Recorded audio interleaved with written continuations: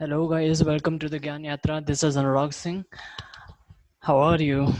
Hopefully you're fine. So today we will start a chapter. Means we have started that, but this is the part two of the force and laws of motion. ठीक है तो हम क्या है मतलब पहले part में in the first part we have learnt about the first law of motion, Newton's first law of motion, Newton's second law of motion, and so effects of the force etcetera. तो ये सारी चीज़ें हमने first part में पढ़ी थी. In the second part we will learn about the Newton's third law of motion and conservation momentum etcetera. Okay. And numericals जो होंगे वो थर्ड पार्ट में आएंगे. जैसा मैं पहले भी बता चुका हूँ, मोशन के भी न्यूमेरिकल्स अभी नहीं कराए मैंने. तो मोशन के न्यूमेरिकल्स एंड इसके force and laws of motion के न्यूमेरिकल, ये जो इतने फिजिक्स के न्यूमेरिकल्स हैं, एक बार ये ख़त्म हो जाए टर्म का पूरा सिलेबस, उसके बाद न्यूमेरिकल्स अलग से करवाएंगे तो वो ज़्यादा बेहतर रहेगा. ओके, चलिए तो पार्ट टू यहाँ पे पढ़ना शुरू करते हैं हम. देखिए, force and laws of motion part two में ये पहला पार्ट जो हमें पढ़ना है वो है Newton's third law of motion. Newton's third law of motion, first law of motion, second law of motion आपको याद होगा. ठीक है, Newton's third law of motion जो मैंने बताया था काफ़ी बेसिक लॉ रहता है जो अक्सर लोगों को पता रहता है. वो क्या है कि every action has equal and opposite reaction. ठीक है, तो यहाँ पर हम ज़रा इस चीज़ को ध्यान से समझते हैं. देखिए इसे, ये देखिए, if a boy wearing roller skates, ठीक है, कोई रोलर स्केट्स पहन करके वो फेस करता है वॉल की ओर और उसको पुश करेगा. ठीक है, वॉल को जब वो पुश करेगा तो वो खुद भी पीछे की ओर पुश होगा. ठीक है, क्यों होगा? क्योंकि वॉल भी उस पर इक्वल एंड अपोजिट रिएक्ट कर रहा है, equal and opposite force apply कर रहा है. ठीक है, इस वजह से. So actually when the boy exerts a force on the wall by pushing it with his hands, then the wall exerts an equal force on the boy in the opposite direction. Okay, तो यही reason है जिसकी वजह से वो जो लड़का है जिसने रोलर स्केट्स पहन रखे हैं उसको अपोजिट फोर्स एक्सर्ट करता है वो वॉल पर, और वॉल उस पर अपोजिट फोर्स एक्सर्ट करता है जिसकी वजह से वो बैकवर्ड पुश हो जाता है. क्लियर? तो ये रीज़न है. ये क्या हमें बताता है? ये बताता है हमें थर्ड लॉ ऑफ मोशन, है ना. यहाँ पे देखिए, when a boy exerts a force on the wall exerts an equal and opposite force on the boy. एक यहाँ पे चीज़ बड़ी इंपॉर्टेंट से देखने को मिलती है. अक्सर हमें लगता है कि एक ही बॉडी पे काम हो रहा है. नहीं, एक बॉडी पे काम नहीं हो रहा होता है, दो बॉडी पे काम होगा. ठीक है, एक बॉडी है बॉय, दूसरी बॉडी है वॉल. ठीक है, तो एक्शन हो रहा है वॉल पर. ठीक है, एक्शन जो फोर्स का हो रहा है वो वॉल पर हो रहा है, बट रिएक्शन ये जो है किस पर हो रहा है? ये बॉय पर हो रहा है. ठीक है, तो ये जो no action and reaction force जो रहते हैं ये किसी पर्टिकुलर एक बॉडी पे काम नहीं करेंगे, ये दो बॉडीज पर काम करेंगे. ठीक है, तो ये चीज़ आज आती है हमारे पास. ये बताना इसलिए ज़रूरी था, आगे एक पार्ट आएगा उसमें सेंट्रीपेटल फोर्स वगैरह, उसमें हमें ये चीज़ समझ में आएगी कि सेंट्रीपेटल फोर्स कैसा फोर्स है ये एक्चुअली. ये एक्शन रिएक्शन यहाँ पे काम कर रहे हैं, कुछ और है. ठीक है, तो बाद में पढ़ेंगे हम. देखिए, this is just an illustration, ये सिर्फ इलस्ट्रेशन था. ठीक है, अब यहाँ पे देखिए, when a body exerts a force on another body, तो सेकंड बॉडी exert करेगी इक्वल और opposite force on the first body. ठीक है, तो यही है न्यूटन का क्या थर्ड लॉ ऑफ मोशन, कि जब कोई एक बॉडी दूसरे बॉडी पर फोर्स अप्लाई करती है तो सेकंड बॉडी पर उस पर फर्स्ट बॉडी पर सेकंड बॉडी जो है फर्स्ट बॉडी पर equal and opposite force apply करेगी. Clear? Force exerted by the first body on the second body is known as what? Action. ठीक है, पहली बॉडी के द्वारा दूसरी बॉडी पर जो फोर्स अप्लाई किया गया है उसे एक्शन बोला जाएगा, लेकिन दूसरी बॉडी के द्वारा, ठीक है, and the force exerted by the second body on the first body is known as what? Reaction. Okay, so there is two type of force here, that is action and reaction. Okay, तो हम इसको इस तरीके से लिख सकते हैं. यहाँ पे डेफिनेशन हमारे पास Newton third law of motion की इस तरीके से भी आ सकती है कि to every action there is an equal and opposite reaction. Action means force and reaction force act on two different bodies but they act simultaneously. ये बहुत इंपॉर्टेंट चीज है कि they act on two different bodies. ठीक है, तो दोनों अलग अलग बॉडीज पर काम करेंगे लेकिन दोनों साथ में काम करेंगे. ऐसा नहीं कि एक पहले काम किया फिर थोड़ी देर बाद दूसरा काम कर रहा है, नहीं, दोनों साथ में काम करेंगे, सिमिल्टेनियसली ये काम हो रहा होता है. ठीक है, तो ये हो गया न्यूटन का third law of motion. Basically सबको ही पता रहता है, लेकिन यहाँ पर कुछ और चीज़ें आएंगी, मोमेंटम वगैरह के बारे में पढ़ेंगे तो इसका और रिलेशन मिलेगा। क्लियर? देखिए, action and reaction act on two different bodies. हम यहाँ से ज़रा समझते हैं एक्शन रिएक्शन दो डिफरेंट बॉडीज पर कैसे होता है, ये अक्सर लोगों को समझ नहीं आती है बात। देखिए, suppose a box is resting on the ground. मान लेते हैं एक बॉक्स जो है ग्राउंड पर रखा गया है, तो box is exerting a downward force of its weight on the ground. बिल्कुल, वो उसको डाउनवर्ड फोर्स लगाएगा, अप्लाई करेगा। तो डाउनवर्ड फोर्स अप्लाई होने का मतलब क्या है? वो उस पर अप्लाई हो रहा है, that is the gravitational force that is attracting it, है ना? तो the downward weight of the box is balanced by an equal and upward force applied by the ground। ये चीज बताया था ना, equal क्या होता है कि जब जो फोर्स लग रहा है वो ग्रेविटेशनल फोर्स उसको अट्रैक्ट कर रहा है, उसे खींच रहा है, तो सेम फोर्स जमीन से भी यानी अर्थ से भी उसकी ओर अप्लाई होगा, जो कि उसको ऊपर उठाएगा। ठीक है, तो ऊपर उठाएगा, वो उठता हुआ क्यों नहीं नजर आता है? बिकॉज कि दोनों सेम फोर्स है, तो रिजल्टेंट फोर्स क्या आ जाता है? जीरो। ठीक है, जब रिजल्टेंट फोर्स जीरो आ जाता है तो फिर उस पर फर्क नहीं पड़ता, वो नहीं दिखता चेंज होता हुआ कुछ भी उसमें। ठीक है, तो ये चीज है। अच्छा, तो now the force exerted by the weight of the box is action. ठीक है, जो एक्शन जो वेट है बॉक्स का, उससे जो फोर्स अप्लाई हो रहा है that is action, and it acts on the ground whereas the force exerted by the ground on the box is reaction. अच्छा, एक इंपॉर्टेंट बात समझते हैं जरा, जिसको हम वेट कहते हैं क्या वही मास है? जिसको हम वेट कहते हैं वही मास है? नहीं, ऐसा नहीं होता है, मास एंड वेट में डिफरेंस रहता है। ठीक है, मास जो है पोटेंशियल एनर्जी रहती है किसी बॉडी के अंदर, जो पोटेंशियल है उसका that is mass. But weight is what? Weight जो है उसकी ग्रेविटी के साथ, उसको ग्रेविटी और हाइट के साथ उसको मेजर करके लिखा जाता है। That's what weight is actual force. ठीक है, वेट एक क्या है? फोर्स है। ठीक है, तो वेट को भी न्यूटन में मेजर किया जाता है ना? अच्छा, तो ये चीज़ आती है, कई बार लगता है ये कि वेट को तो केजी में ग्राम में इसमें मेजर किया जाता है, क्या बोल रहे हैं ये न्यूटन में, लेकिन ऐसा है क्योंकि वेट जो पोटेंशियल आएगा ना, M G H, that is M for mass, G for gravity and H for height, height for depth. ठीक है, तो उससे जो चीज़ निकल के आ रही है दैट इज वेट। ठीक है, तो यहाँ पे इस चीज़ का डिफरेंस आता है, तो वेट और मास को सेम नहीं समझें, वो अलग अलग चीज़ें हैं। चलिए, and it acts on the box. ठीक है, तो एक्शन हुआ, उसका रिएक्शन कवर होगा यहाँ पे। Since the box is equilibrium, since the box is equilibrium under the action of two forces, it neither goes up nor goes down. बिल्कुल, है ना, इक्विलिब्रियम आता है यानी रिजल्टेंट फोर्स कितनी आ जाएगी? जीरो। रिजल्टेंट फोर्स जीरो आ जाने का मतलब इक्विलिब्रियम वहाँ पे प्रोड्यूस होगा। इक्विलिब्रियम प्रोड्यूस होने का मतलब है कि बॉक्स के पोजीशन में किसी भी तरीके का चेंज नहीं आएगा, ना तो वो नीचे की ओर जाएगी, ना ही वो अपवर्ड मूव करेगी। ठीक है, चलिए कुछ एग्जांपल और देख लेते हैं newton third law of motion के। क्या एग्जांपल्स हैं ये? How do we walk? हम वॉक कैसे करते हैं? बिल्कुल, हम वॉक कैसे करते हैं, कभी सोचे इस बारे में?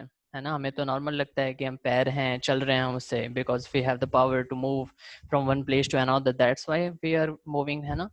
तो ये नहीं होता है, पावर होने से सब कुछ नहीं, उसके पीछे भी एक साइंस है। वो क्या है कि जब हम मूव करते हैं, जब हम मूव करते हैं तो हम अपने पैरों से, है ना, जो पैर टच हो रहे हैं वहाँ जमीन पे, तो उस पर हम फोर्स अप्लाई कर रहे हैं। ठीक है, उस पर जब हम फोर्स अप्लाई कर रहे हैं, उसको जमीन को दबा रहे हैं, तो उसको दबाने से अपवर्ड फोर्स भी एक अप्लाई हो रहा है। जो अपवर्ड फोर्स अप्लाई हो रहा है वो हमें आगे की ओर पुश करता है। क्लियर? तो वो चीज़ है, उससे हम पैर उठा पाते हैं, या पैर उठा पाते हैं हम अपनी। बिल्कुल, हमारे अंदर पोटेंशियल है, लेकिन जो हमें आगे बढ़ा रहा है वो वहाँ पर ग्रेविटेशन, फ्रिक्शन, बहुत सारी फोर्सेस मिल करके काम कर रही हैं। समझ पा रहे हैं? तो ये चीज़ है। देखिए यहाँ पे, when we walk on the ground then our foot pushes the ground backward, and in return the ground pushes our foot forward. ठीक है, हम पीछे की ओर धक्का देते हैं, पीछे मीन्स कि हम ग्राउंड को ऐसा स्लैंटली धक्का दे रहे हैं। ठीक है, फिर ग्राउंड हमें आगे की ओर पुश कर रहा है। ठीक है, एथलीट्स जो होते हैं, हम नॉर्मल चलते हुए हमको ये बात समझ नहीं आती, लेकिन एथलीट जो होते हैं आप उनको देखेंगे तो आपको ये चीज आइडिया लगेगा। ठीक है, वो एक पुश करते हुए आगे की ओर बढ़ रहे होते हैं फटाफट। ठीक है, तो वो चीज देख करके उसके पिक्चर एनालाइज करके आपको ये बात समझ आ जाएगी। चलिए, the forward reaction exerted by the ground on our foot makes us walk forward. तो ये रीजन है, इसी वजह से हम क्या कर पाते हैं? चल पाते हैं, दौड़ पाते हैं। ठीक है, let us discuss the case of swimmer now. अब स्विमर की अगर मैं बात करूं तो स्विमर क्या करता है? स्विमर भी पुश करेगा वाटर को बैकवर्ड, है ना, वो पीछे की ओर उसको वाटर को पुश करता है, और इसी वजह से वाटर उसको फॉरवर्ड पुश करेगा तभी वो आगे बढ़ पाता है ना, वरना तो या तो वो डूब जाएगा या तो वहीं पे वो हाथ पैर मारता रहेगा, लेकिन आगे मूव नहीं कर पाएगा क्योंकि वहाँ पे वो चल नहीं रहा है। तो यही चीज है, क्योंकि वो उसको बैकवर्ड मूव करा रहा है, उस पानी को बैकवर्ड पुश कर रहा है, तो पानी भी उसे किधर पुश करेगा, फॉरवर्ड पुश करेगा, अपोजिट रिएक्शंस होंगे, ठीक है। चलिए, तो और applies force on the water backwards with his hands and feet to move in the forward direction in water. तो ये इक्वल रहेगा, अपोजिट रहेगा, इसी वजह से वो पर्सन, वो जिमर जो है वो क्या कर पाएगा, फॉरवर्ड मूव कर पाएगा इजिली। देखिए यहाँ पे, तो action and reaction forces are equal in magnitude, उनका मैग्नीट्यूड इक्वल हो सकता है। मैं बोलूँ कि force of action that is 10 newton and force of reaction that could be 10 newton, ठीक है, दोनों इक्वल हो सकते हैं, लेकिन do not produce equal acceleration, है ना। अब आप बोलें कि भाई पानी को पानी को उसने 10 न्यूटन से फोर्स अप्लाई किया, तो पानी भी क्या उस पर 10 न्यूटन का फोर्स अप्लाई करेगी, बिल्कुल करेगी, है ना, बिल्कुल 10 न्यूटन का फोर्स अप्लाई होगा। अब मैं बोलूँ कि पानी को उसने जितना पुश किया, जो वाटर मॉलिक्यूल जो है जितनी दूर पुश हुआ, क्या वो पर्सन भी उतनी ही दूर आगे बढ़ पाएगा, नहीं बढ़ पाएगा, ये हम सबको मालूम है। क्यों नहीं बढ़ पाएगा, क्यों नहीं एक्सेलरेट कर पा रहा है वो, क्यों, क्योंकि उसका बॉडी मास क्या है, अलग है, पानी का बॉडी मास अलग है, मॉलिक्यूलर मास अलग है, और उस पर्सन का बॉडी मास अलग है, समझ पा रहे हैं, ठीक है, वो चीज़ होती है। अभी कार और ट्रक में एक्सीडेंट हो जाए, ठीक है, कार ट्रक में एक्सीडेंट हो जाए, तो कार क्या करेगी, कार जो है बैकवर्ड मूव करेगी, सपोज दोनों अपोजिट साइड से आ रहे हो और दोनों एक दूसरे से टकरा जाते हैं, तो ट्रक क्या पीछे की ओर मुड़ेगी, ऐसा कम चांस है। वो अगर पीछे की ओर थोड़ा मुड़ती भी है, पीछे की ओर जाती भी है, तो वो थोड़ा सा एक आधा मीटर चली गई, लेकिन कार जो है लंबी डिस्टेंसेस कवर कर सकती है, 5-6 मीटर 10 मीटर, जितनी तेज कोलिजन हो उतना ज़्यादा वो डिस्टेंस कवर कर सकती है। ऐसा क्यों है, क्योंकि दोनों का बॉडी मास अलग अलग है, ठीक है, तो मास अलग होने की वजह से वो एक्सेलरेट दोनों में इक्वल नहीं प्रोड्यूस हो पाता है, बाकी मैग्नीट्यूड दोनों में इक्वल ही रहेगा। क्लियर। चलिए, so this is because the two bodies on which action and reaction forces act usually have different masses, ठीक है, ऐसा क्यों हो रहा है, क्योंकि दोनों बॉडीज के पास एक्शन रिएक्शन फोर्सेस के लिए यूजुअली हैव डिफरेंट masses, उनका मास अलग अलग है, ठीक है, so the acceleration produced will be more in the body having less mass, clear, and where does the acceleration produced will be less in the body having more mass, इसको आप इस तरह से भी समझ सकते हैं, फॉर्मूला हमारा क्या है, फोर्स इक्वल टू क्या है, मास इनटू एक्सीलरेशन, ठीक है, मास इनटू एक्सीलरेशन। तो फोर्स तो 10 न्यूटन ही है, अभी मास अगर मैं किसी बॉडी की बोलूँ कि 10 सपोज करते हैं, फोर्स 10 की है, ठीक है, मास 2 का है, और एक्सीलरेशन कितनी जनरेट हुई, 5, तभी तो ये 10 हुआ, ठीक है। मैं बोलूँ कि कोई दूसरी बॉडी है, उस पर भी फोर्स कितनी आ रही है, 10 न्यूटन ही आ रही है, लेकिन मास उसकी कितनी है, 5 है, ठीक है, तो एक्सेलरेशन कितना जनरेट होगा, 2, ठीक है। तो आप देखिए एक्सेलरेशन इस पे 5 जनरेट हो रही है और इस पे कितना जनरेट हो रहा है, 2, क्यों, क्योंकि मास चेंज है दोनों बॉडीज का, समझ पा रहे हैं, तो ये डिफरेंसेस आते हैं, क्लियर। जबकि फोर्स दोनों पे सेम अप्लाई हो रहा है, लेकिन बॉडी के जो चेंज है, क्योंकि एक्सेलरेशन अगर कम अप्लाई हो रहा है तो चेंज भी हमें कम ही दिखेगा, तो हम कह सकते हैं कि भाई जब फोर्स दोनों पे सेम अप्लाई हुआ तो चेंजेस कम क्यों दिख रहे हैं, इसलिए दिख रहे हैं क्योंकि मास अलग अलग है, एक्सेलरेशन अलग अलग हो जाएगा मास की वजह से। चलिए, अच्छा, वाई द गन रिक्वायर्स, है ना, किस क्यों गन रिक्वायर करती है, ये भी थर्ड लॉ ऑफ मोशन में आ जाता है ना। तो थर्ड लॉ ऑफ मोशन में क्या होता है, मैंने बताया था आपको जब हम स्टार्ट कर रहे थे चैप्टर फर्स्ट पार्ट में, उसमें बताया था ये चीज़ कि जब कोई बुलेट जो है फायर की जाती है गन से, है ना, तो फोर्स उस पर एक अप्लाई होता है, बुलेट पर एक फोर्स अप्लाई होगा, तो बुलेट उतनी फोर्स से बाहर निकलेगी, तो जितनी फोर्स से वो बाहर निकलेगी सेम अपोजिट फोर्स जो है, रिएक्टिव फोर्स जो है वापस की ओर लगेगा, ठीक है, वापस लगेगा। तो बुलेट तो लंबी डिस्टेंस कवर कर रही है, 100 मीटर 200 मीटर कुछ भी कवर कर रही हो, लेकिन वो पर्सन जो गोली चला रहा है, वो जो फायर कर रहा है, वो कितना मीटर कवर करेगा, वो भी बैकवर्ड फोर्स उस पर अप्लाई हो रही है, तो कितना मूव कर सकता है, तो वो ज़्यादा मूव नहीं करता है ना, मुश्किल से 2-4 सेंटीमीटर 5 सेंटीमीटर, बहुत ज़्यादा अगर नहीं संभाल पाया तो चले मान लेते हैं कि भाई 1/2 मीटर, हद से हद, है ना, तो उससे ज़्यादा नहीं होगा। तो वही चीज़ है, क्यों, क्योंकि बुलेट जो है उसकी मास बहुत कम है, इसलिए एक्सेलरेशन बहुत ज़्यादा है, और यहाँ पे बॉडी की मास बहुत ज़्यादा है, इसलिए एक्सेलरेशन काफ़ी कम है, जबकि दोनों में फोर्सेस सेम अप्लाई हो रहे हैं, क्लियर।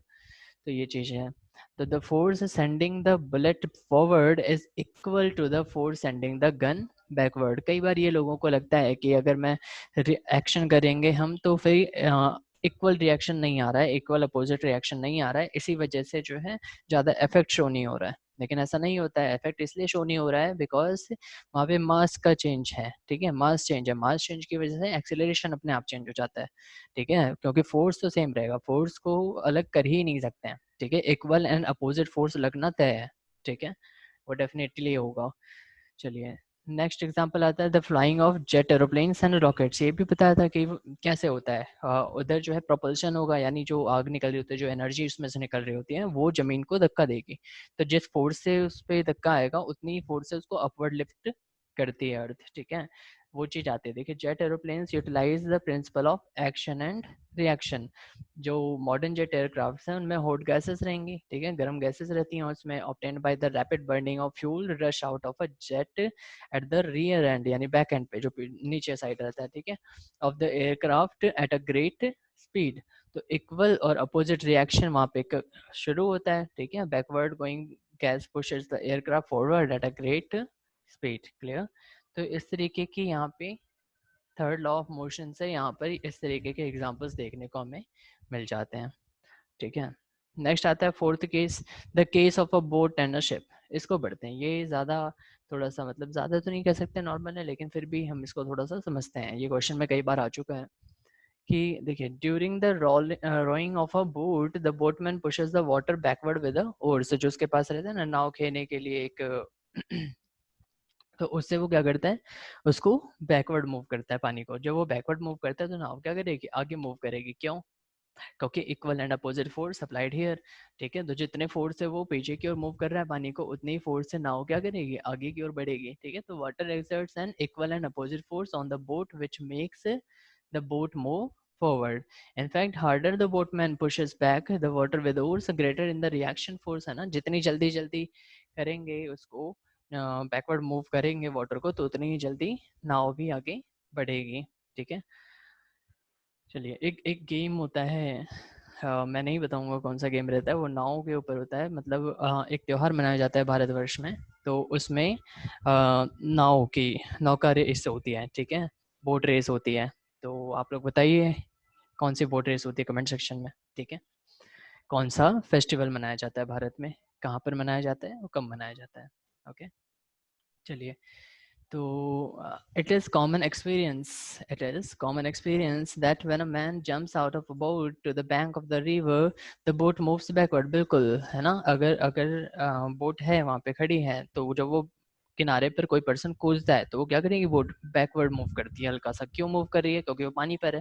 तो जब वो पर्सन कूदेगा तो कूदेगा क्यों, उसके पैर ने, उसके जो फीट है, उसने नाव पर क्या किया, एक एक्शन अप्लाई किया, एक एक्शन फोर्स अप्लाई किया, तो नाव भी क्या करेगी, एक रिएक्शन फोर्स अप्लाई कर रही है, तो एक्शन फोर्स की वजह से नाव जो है हल्का सा पीछे हो जाती है, और रिएक्शन फोर्स की वजह से वो पर्सन जंप करके बैंक पर आ जाता है, उसके किनारे पर आ जाता है, ठीक है। सेम चीज ऐसे ही यहाँ पे होती है, when a boatman wants to take the boat away from the bank of the river he sits in the boat and pushes the river bank with his oar, ठीक है, जब वो नाव पे बैठता है और वो फिर उस किनारे से नाव को आगे ले जाना चाहता है, तो क्या करता है, अक्सर आपने देखा होगा, वो उस बैंक पर अपने ओर से लेकर के उसको धक्का देता है, जब ओर से उस बैंक पर किनारे पर धक्का देता है तो नाव को आगे की ओर पुश करेगा, समझ पा रहे हैं, क्योंकि इक्वल एंड अपोजिट फोर्स आ रहा है, ठीक है, तो बैंक पर इधर से फोर्स आ रहा है, सपोज करने की ईस्ट साइड में उसको फोर्स अप्लाई किया गया, तो बैंक क्या करेगी, उसे वेस्ट साइड में फोर्स अप्लाई करेगी, इस तरीके से नाव जो है उतने ही फोर्स अप्लाइड होते हुए अपोजिट डायरेक्शन में मूवमेंट करेगी, क्लियर। तो ये सारी चीजें यहाँ पे एग्जांपल्स इस तरीके से थर्ड लॉ ऑफ मोशन के हैं। एक और एग्जांपल हम यहाँ पे देखते हैं, क्या है वो, case of hose pipe.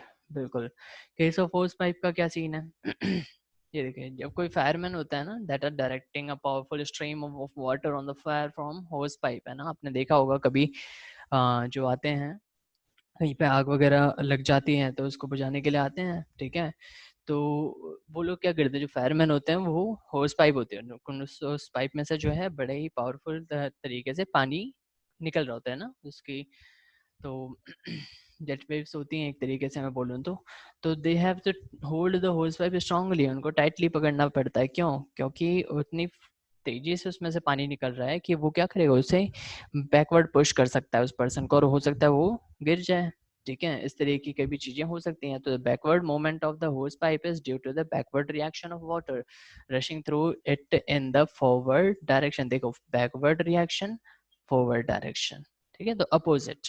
Clear?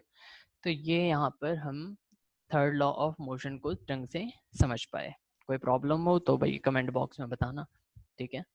चलिए, कंजर्वेशन ऑफ मोमेंटम, ये बहुत ही इंपॉर्टेंट है और इसको समझना काफ़ी ज़रूरी है, ठीक है। इस बेसिस पर एक इक्वेशन भी है, उसको मैं दिखाऊंगा। उस इक्वेशन को भी जानना बहुत ज़रूरी है, ठीक है। तो इसको ज़रा ध्यान से पढ़ते हैं, इसमें हम स्किप नहीं करेंगे लाइंस को। देखिए, in the second law of motion, जो सेकंड लॉ है मोशन का, वो क्या चीज़ है, जिसमें rate of change of momentum के बारे में बात की गई थी ना। Rate of change of momentum is directly proportional to the applied force on the body, है ना। और it moves in the direction of the force applied on the body. Clear? तो वो था। तो इसमें क्या है, सेकंड लॉ ऑफ मोशन में हमने क्या पढ़ा था, moving bodies possess momentum. Momentum क्या था, मास इनटू वेलोसिटी। मोमेंटम क्या है, मास इनटू वेलोसिटी। वेलोसिटी क्या चीज़ है, याद होगा। वेलोसिटी क्या चीज़ है, स्पीड ही है, बस उसके पास क्या है, डायरेक्शन है। इसीलिए वो कौन सी क्वांटिटी बन जाएगी, वेक्टर या स्केलर, वेक्टर, ठीक है। तो वेक्टर क्वांटिटी बन जाएगी। अच्छा, we will now take one example, एक एग्जांपल लेते हैं भाई इसको समझने के लिए। क्या है, कंजर्वेशन ऑफ मोमेंटम समझने के लिए एग्जांपल लेते हैं। वो एग्जांपल क्या है कि एक ट्रक आ रहा है बहुत तेजी से, ठीक है। एक ट्रक आ रहा है और वो हिट करता है एक स्टेशनरी कार को, यानी खड़ी है कोई कार, उसको वो हिट करता है। तो क्या करेगी कार, जो है खड़ी है, तो वो बैकवर्ड मूवमेंट लेगी नहीं लेगी, है ना। बैकवर्ड मूवमेंट वो लेगी, कितनी स्पीड से लेगी, कैसे तय होगा, ठीक है। तो उसको ज़रा समझते हैं। तो स्टेशनरी कार को टक्कर करती है, due to which the car also starts moving, ठीक है। इसकी वजह से कार भी जो है मूव कर जाती है थोड़ी सी दूर पे। तो नाउ इन द कोलिजन, जो ये कोलिजन हुआ, उसमें वेलोसिटी ऑफ ट्रक डिक्रीज करेगी। बिल्कुल भाई, ट्रक अब उसी स्पीड से तो आगे नहीं बढ़ती चली जाएगी, तो वो डिक्रीज हो रही है, तभी तो वो रुकेगी ना। अगर वो इंक्रीज होते जाएगी तो रुकेगी क्यों, वो तो कार को ले दे के चली जाएगी, ठीक है। या मतलब आगे मूव कर सकती है, लेकिन ऐसा नहीं होता है। तो ट्रक जब कोलिजन करेगी, कोलिजन होगा दोनों में, तो वो ट्रक की भी स्पीड कम होगी और कार की स्पीड बढ़ी। कार 0 पर खड़ी थी, कार की स्पीड बढ़ी, बट ट्रक अगर 20 किलोमीटर पर आवर से आ रही थी तो उसकी स्पीड कम होगी, धीरे धीरे जाकर के वो 0 भी होगी, ठीक है। तो ये चीज है। तो velocity of truck decreases but the velocity of car increases, ठीक है। इसकी वजह से मोमेंटम ऑफ ट्रक डिक्रीजेस, क्योंकि वेलोसिटी कम हो रही है तो मोमेंटम भी क्या होगा, कम, because velocity into mass that is momentum. और मास तो सेम ही है, मास तो हम जितना ले लें, हम 1 टन ले लें, 2 टन ले लें, 5 टन ले लें, कुछ भी ले लें, तो उतना मैं मान लेता हूँ ट्रक की मास है। तो उसमें जो वेलोसिटी आ रही है, क्योंकि वो कम हो रही है, इसलिए मोमेंटम भी अपने आप कम होगा कि नहीं होगा, बिल्कुल होगा, ठीक है। तो वेलोसिटी के कम होने से उसका मोमेंटम कम हुआ, और कार का मोमेंटम क्या होगा, बढ़ेगा। कार का मोमेंटम क्या होगा, बढ़ेगा, क्यों, मास तो सेम है लेकिन वेलोसिटी इंक्रीज कर गई है, ठीक है। वेलोसिटी के इंक्रीज होने से मोमेंटम ऑफ कार इंक्रीजेस। तो ये देखा जाता गया है कि द इंक्रीज इन जो जो इंक्रीमेंट हुई है, जो कार की मोमेंटम में इंक्रीमेंट हुई है, वो बराबर होती है जो ट्रक की मोमेंटम में डिक्रीज हुआ है। समझ पा रहे हैं इस बात को, जितना डिक्रीज हुआ है ना ट्रक की मोमेंटम, उतनी ही इंक्रीज होगी कार की मोमेंटम, ठीक है। इसीलिए तो बोला गया है कंजर्वेशन ऑफ मोमेंटम, यानी मोमेंटम को कंजर्व करके रखने वाला।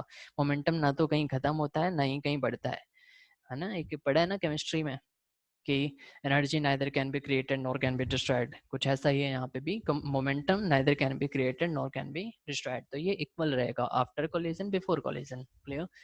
तो ये चीज, so that there is no loss of momentum in the collision, ठीक है। तो यहाँ पे कोई लॉस नहीं होता है, ऐसा नहीं समझना कि भाई कोलिजन हुआ तो मोमेंटम का लॉस हो गया, नो, मोमेंटम का लॉस नहीं होगा, वो ट्रांसफर हो जाती है एनर्जी, बस इतना सा रहेगा, ठीक है। इसको जरा समझते हैं हम इक्वेशन से। चलिए देखते हैं। ठीक है, पहले तो इसको थोड़ा सा देखें। According to the law of conservation of momentum, ये कहता है क्या है लॉ, ये कहता है कि व्हेन टू और more bodies act upon upon one another, ठीक है, दो या दो से ज्यादा बॉडी एक दूसरे पर एक्ट करते हैं, कोलाइड करते हैं, कुछ भी करते हैं, तो their total momentum remains constant. उनका जो टोटल मोमेंटम रहेगा ना, वो कांस्टेंट रहेगा। हाँ, एनर्जी ट्रांसफर बिल्कुल हो सकती है, लेकिन टोटल तो वही रहेगा ना, ठीक है। तो हाँ, provided no external force are acting, है ना, इसका मतलब यह है कि कोई एक्सटर्नल फोर्स एक्ट नहीं होनी चाहिए, ठीक है। The law of conservation of momentum means that whenever one body gains momentum, जब कोई बॉडी गेन करती है मोमेंटम को, तो जितना मोमेंटम वो गेन करती है उतनी ही मोमेंटम दूसरी बॉडी क्या करेगी, लॉस करेगी। बात समझ पा रहे हैं, ठीक है। तो law of conservation momentum means that whenever one body gains momentum then some other body must loss an equal amount of momentum. ये बहुत ज़रूरी है समझना। तो इस लॉ को इस तरीके से भी लिख सकते हैं कि momentum is never created nor destroyed. यहाँ पे और लिखा है, ध्यान रखें, नॉर लिख देना यहाँ पे, ठीक है। तो momentum is never created nor destroyed, neither created nor destroyed, clear. अच्छा, the law of conservation momentum को हम एक और चीज कह सकते हैं, principle of conservation of momentum. कई बार पूछा जा चुका है कि principle of conservation of momentum क्या होता है। तो लॉ ऑफ या प्रिंसिपल ऑफ बात एक ही है, ठीक है। Principle of conservation of momentum is in accord with Newton's third law of motion, which says that action and reaction are equal and opposite. ये उससे रिलेट करेगा। अभी ये कैसे रिलेट करेगा, इसको जरा हम इक्वेशन से समझते हैं, ठीक है। ये देखिए equation, let's understand with equations. तो क्या होता है, इसको जरा ध्यान से समझना कि जब व्हेन द फोर्स F1, जो ट्रक आ रही थी उसके पास फोर्स क्या है, उसके पास फोर्स F1 है, मैं बोलूँ तो ध्यान रखेंगे, ठीक है। जितना भी हम क्वांटिटी लेंगे उसके साथ 1 लगेगा वो ट्रक के लिए है, 2 लगेगा वो कार के लिए है, क्लियर। फर्स्ट बॉडी हमारे पास ट्रक है and the second body is car, ठीक है। तो F1 जो फोर्स अप्लाई हो रही है वो किसके लिए हो रही है, ट्रक पर हो रही है, ठीक है। तो F1 जो है फोर्स वो ट्रक ने अप्लाई किया, acts on the car for a time T, T time के लिए F1 फोर्स कार पर अप्लाई किया गया, किसके द्वारा, ट्रक के द्वारा, ठीक है। तो वेलोसिटी ऑफ कार जो है चेंज हो जाएगी, है ना। इनिशियल वेलोसिटी उसकी कुछ रही होगी, फाइनल वेलोसिटी कुछ और बन जाएगी। तो इनिशियल वेलोसिटी मैं बोलूँ कि u2 थी, है ना, u for initial velocity. Final velocity क्या बन गई, v2। 2 क्यों है, क्योंकि सेकंड बॉडी कार की बात कर रहे हैं, ध्यान रखेंगे, ठीक है। तो u2 से v2 बन जाता है, ठीक है। Initial velocity of the car जो भी रही होगी u2 जो कि है, उससे final velocity of the car that is v2 वो बन जाती है, ठीक है। क्यों बन गई, क्योंकि ट्रक ने उस पर फोर्स अप्लाई किया, कितने का, F1 का, और कितने टाइम के लिए, टी टाइम के लिए, ठीक है। तो आपने एक्सेलरेशन पढ़ा हुआ है।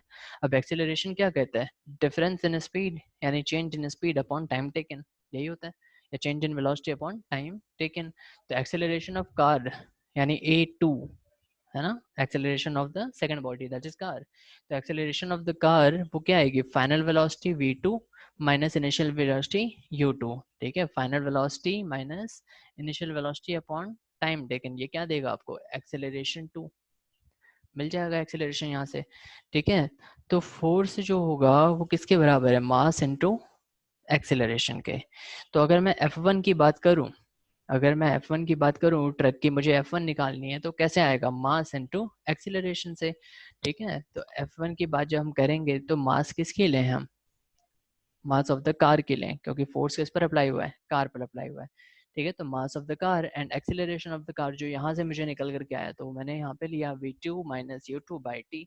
सो mass of the car and acceleration of the car that gives the F1 force 1, है ना, that is applied by the truck on the car, clear।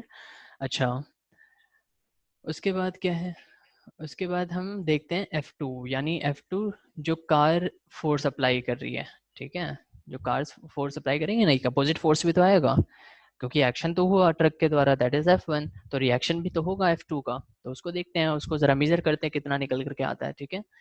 तो when the force F2, when the force F2 of the car, है ना, F2 यानी force of the second body that is car.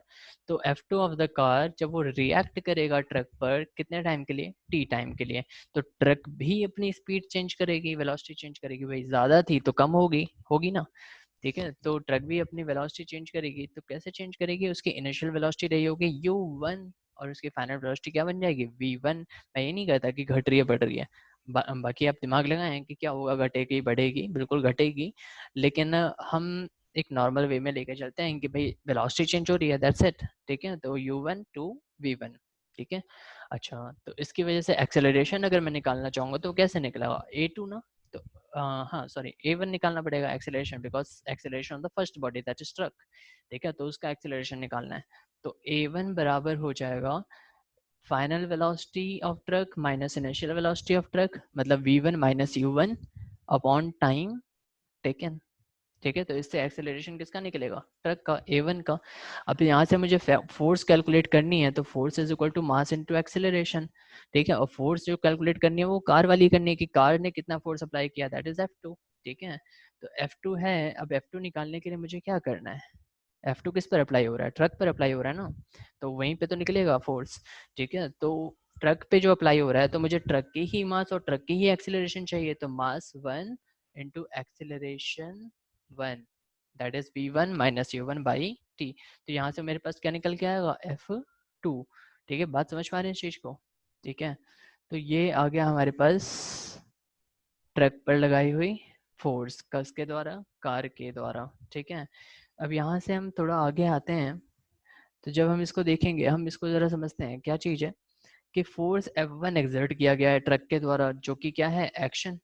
Force F2 exert किया गया है car के द्वारा, जो कि क्या है, रिएक्शन। लेकिन थर्ड लॉ ऑफ मोशन है, वो क्या कहती है, वो कहती है इक्वल और अपोजिट फोर्स, यानी कि मैग्नीट्यूड जो होगा वो कैसा होगा, इक्वल होगा। अगर 10 न्यूटन जो है एक्शन हुआ है, तो 10 ही न्यूटन का रिएक्शन हुआ होगा। दूसरी बात, अपोजिट, अपोजिट यानी कि साइन चेंज, अगर पॉजिटिव 10 न्यूटन एक्शन हुआ था, तो नेगेटिव 10 न्यूटन क्या होगा, रिएक्शन, है ना। अगर पॉजिटिव 20 न्यूटन एक्शन हुआ था, तो नेगेटिव 20 न्यूटन क्या होगा, रिएक्शन। पॉजिटिव 30 न्यूटन एक्शन हुआ था, तो वो नेगेटिव 30 न्यूटन क्या होगा, रिएक्शन। तो नेगेटिव आ जाएंगे, ठीक है। वही चीज यहाँ पे बता रहा है कि according to the third law of motion, action and reaction are equal and opposite. बहुत ही ज्यादा इंपॉर्टेंट पॉइंट है, ध्यान देंगे, इक्वल एंड अपोजिट। और उसी वजह से क्या है, F1 जो कि एक्शन हुआ, तो F2 रिएक्शन हुआ, दोनों मैग्नीट्यूड में सेम है बट डायरेक्शन चेंज है, इसलिए यहाँ पे क्या साइन लगी हुई है, माइनस की साइन लगी हुई है। So F1 is equal to minus F2। आपने ऊपर F1 निकाला, आपने ऊपर F2 निकाला, ठीक है। दोनों को जरा यहाँ पे पुट करें, देखें क्या होता है, ठीक है। जब आपने F1 निकाला, वो निकल करके आया था M2 into V2 minus U2 by T, जो बराबर हो जाएगा M1 under bracket V1 minus U1 by T, जो कि माइनस में आएगा, क्यों, क्योंकि ये रिएक्शन है, कार के द्वारा लगाई हुई फोर्स है ना ये, ठीक है। बाकी मैथ्स से हम कर पाएंगे, देखें, जब M2 का वो आपने पढ़ा ना, M2 का एक बार जो है V2 के साथ मल्टीप्लाई होगा, ठीक है। M2 का एक मिनट, ऐसा करते हैं, टी को कैंसिल कर लेते हैं, यहाँ पे टी है, ये टी, और यहाँ पे भी डिनोमिनेटर टी है, तो टी को कैंसिल कर सकते हैं। ये नहीं समझ में आ रहा, तो टी को ट्रांसपोज करेंगे, टी को ट्रांसपोज करेंगे यहाँ पे, तो ये टी जो है यहाँ पे क्या करेगा, मल्टीप्लाई में आ जाएगा, फिर यहाँ से ये टी और ये टी कैंसिल हो जाएगा। ये बात समझ आ रही है, ठीक है। जैसा भी कर लें, या तो टी को यहीं पे कैंसिल कर लें, या तो टी को ट्रांसपोज करें वहाँ से कैंसिल करें, ठीक है। तो इस तरीके से यहाँ पे टी हमने कैंसिल किया, जब टी हम कैंसिल कर देंगे, तो हमारे पास सिर्फ ये ऊपर की बॉडी रह जाएगी, ठीक है। सिर्फ हमारे पास क्या बचेगा, M2 under bracket V2 minus U2 is equal to minus M1 under bracket V1 minus U1, ठीक है, जो कि यहाँ पे लिखा हुआ है, ठीक है। अब होता क्या है, हमने डिस्ट्रीब्यूटिविटी पढ़ा है मैथ्स में, है ना। तो उसमें क्या कहता है, distribution of multiplication over addition, उसमें क्या कहता है, उसमें कहता है पहले एलिमेंट का मतलब इस एलिमेंट का इसके साथ मल्टीप्लाई, फिर इस एलिमेंट का दूसरे के साथ मल्टीप्लाई विद साइन, ठीक है। तो प्लस M2 और प्लस V2 इनको मल्टीप्लाई करेंगे, तो M2V2 निकल के आएगा, ठीक है।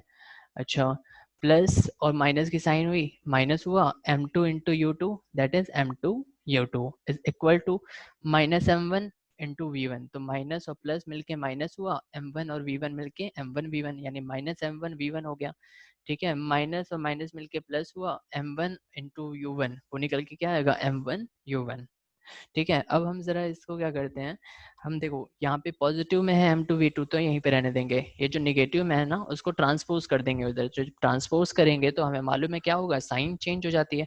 तो माइनस का M2U2 जब इधर जाएगा, तो क्या हो जाएगा, पॉजिटिव M2U2, ये देखो, ये चीज यहाँ से यहाँ पर आई है, ठीक है। अच्छा, यहाँ पर भी आप देखें, यहाँ पर M1U1 पॉजिटिव है, तो इसको यहीं रहने देंगे, लेकिन ये M1U1 क्या है, निगेटिव है, तो इसको जो है ट्रांसपोज करेंगे दूसरे साइड LHS पे, ठीक है। तो जब ट्रांसपोज करेंगे, तो इसकी भी साइन क्या हो जाएगी, चेंज हो जाएगी, माइनस में है तो क्या बन जाएगा, पॉजिटिव, ये देखो, ठीक है। यहाँ पर बन करके आ रहा है।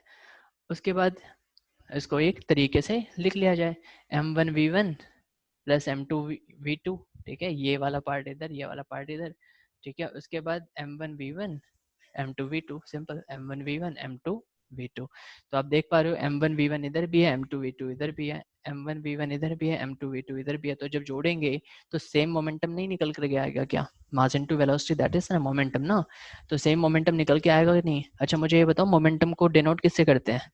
ये मत समझ लेना एम से डिनोट करते हैं, पी से डिनोट करेंगे, ठीक है हम। तो ये जो टोटल पी इसका आएगा ना, दैट इज पी।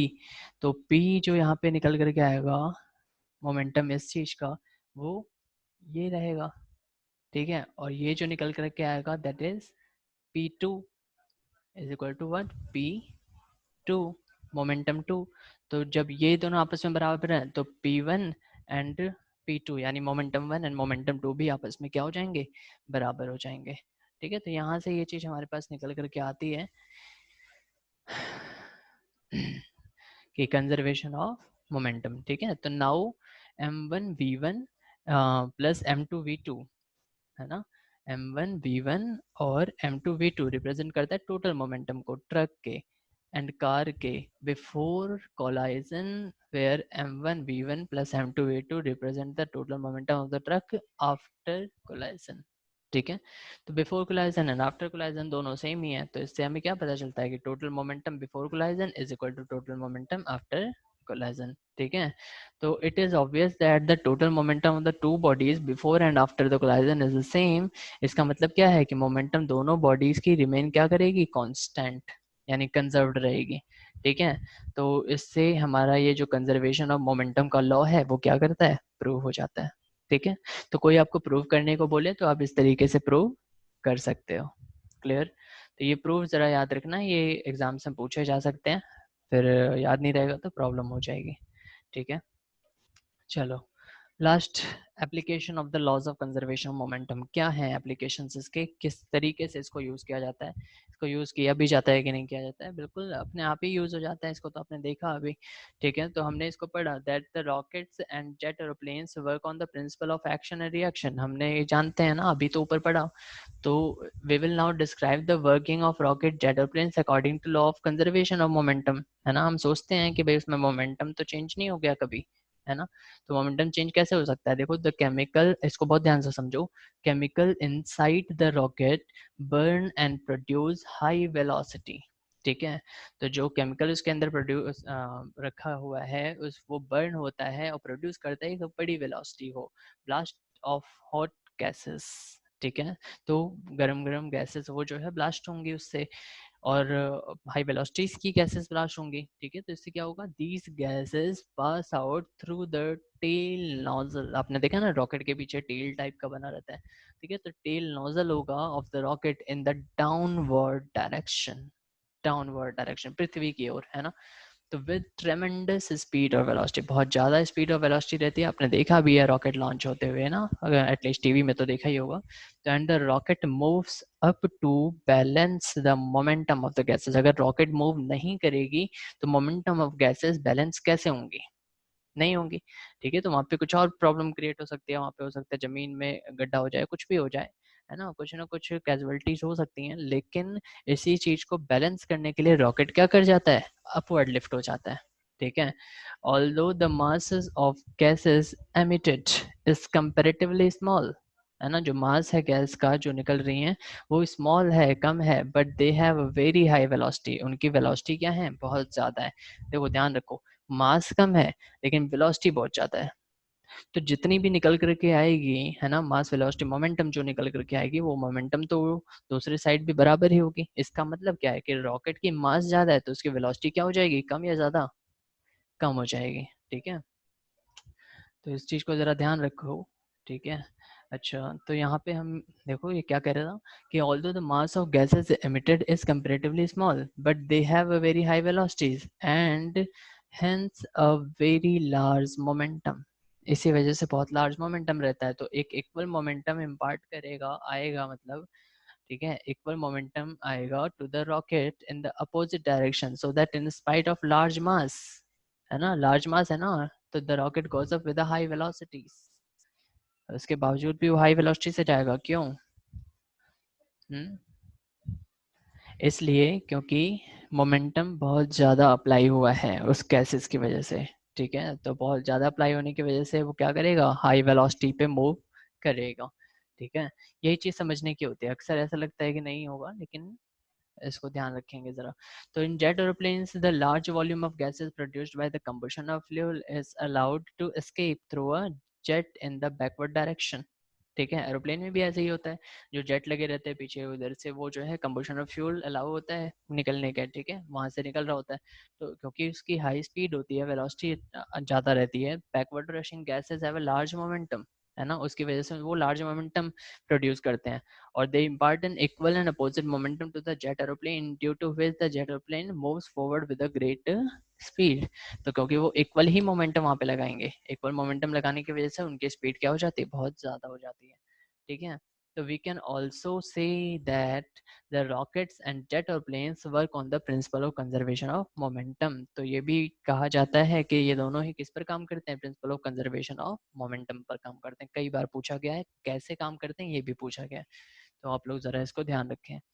ठीक है, तो अभी हम क्या समझेंगे, हम देखेंगे कि किस तरीके से बुलेट जो फायर की जाती है गन से, वो किस तरह से कंजर्वेशन मोमेंटम पे काम करती है। ठीक है, तो इनिशियली जब before bullet is fired from gun, तो बुलेट की और गन की दोनों के दोनों क्या है, रेस्ट कंडीशन में होंगे। ठीक है, तो जब बुलेट फायर की जाएगी तो इनिशियल मोमेंटम क्या रहेगी बुलेट की या गन की, जीरो रहेगी, क्योंकि अभी फायर तो की नहीं गई, है ना। क्यों, क्योंकि वेलोसिटी क्या है उनकी, जीरो है। ठीक है, मोमेंटम कहाँ से आता है, मास इनटू वेलोसिटी से, तो मास कुछ भी रहे, जब वेलोसिटी नहीं है तो क्या आएगा, जीरो। ठीक है, जब फिर कह रहा है देखो, when a bullet is fired from a gun, जब बुलेट फायर की जाएगी गन से, then the bullet has the momentum, है ना, बुलेट के पास तो मोमेंटम आ जाएगी, क्या आएगी momentum, mass of the bullet, velocity of the bullet. समझ पा रहे हैं, तो बुलेट इम्पार्ट्स एन इक्वल, अब क्योंकि इतनी मोमेंटम आएगी तो वो क्या करेगा, इक्वल और अपोजिट मोमेंटम गन की ओर भी लगाएगा।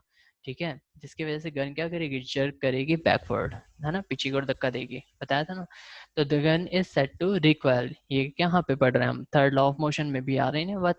तो यही मैंने बोला था, थर्ड लॉ ऑफ मोशन पढ़ाते हुए यही बोला था कि कंजर्वेशन मोमेंटम में भी इसका पार्ट आएगा, इसलिए ध्यान से पढ़ें। ठीक है, the backward velocity of the gun is called require velocity, यही आपको पढ़ाया जाता है एक अलग वेलोसिटी के नाम से।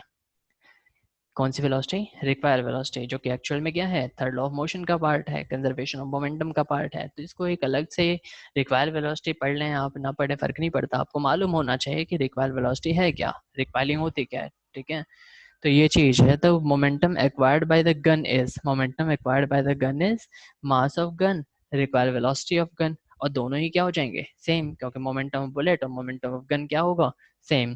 तो mass of bullet into velocity of bullet is equal to mass of gun into recoil velocity of gun. तो यहाँ से आसानी से आप कोई न्यूमेरिकल भी दे दिया जाता है तो आसानी से सॉल्व कर लेंगे, हालांकि न्यूमेरिकल्स में आगे सिखाऊंगा।